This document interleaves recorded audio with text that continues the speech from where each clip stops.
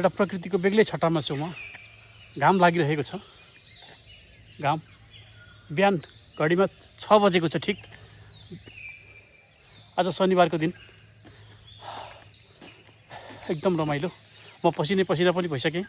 यो जङ्गलको बिचमा भद्रपुर वडा नम्बर 9 प्रकाशपुरको जङ्गलको बिचमा छु म। जङ्गल पनि सजी सजाउ जङ्गल छ। प्रकृतिको अनुपम उपहार हो एउटा, यसरी लिन सकिन्छ। र यहाँ अनुपम उपहारमा हामीले यो शारीरिक तन्दुरुस्तीको एउटा अभ्यासलाई पनि हामीले यो ठाउँमा प्रयोग गर्न सक्छौँ। यो एउटा एकदम अति सुन्दर ठाउँ, अति मनोरम ठाउँ। यसको वर्णन गरी साध्य नै छैन। मर्निङ वाक जानुपर्छ भने चन्द्रगढी भद्रपुर वडा नम्बर 9 स्थित माथि चन्द्रगढको जङ्गलमा जानुस्। सबैले एकदम अनुपम उपहार लिन सक्नुहुन्छ प्रकृतिको।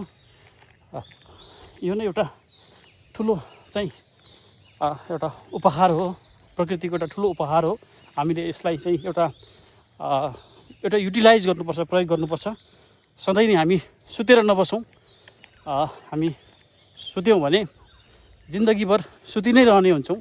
र हामीले यसलाई अभ्यासमा ल्याउनुपर्छ। शारीरिक तन्दुरुस्ती भनेको एउटा ठुलो सम्पत्ति पनि हो। शरीर स्वस्थ रहनु भनेको चाहिँ एउटा धन आर्जन गर्नु पनि हो। यो सबै चिजले हामीलाई राम्रो गर्न सक्छ। हेरौँ, म त गर्छु, तपाईँहरू नै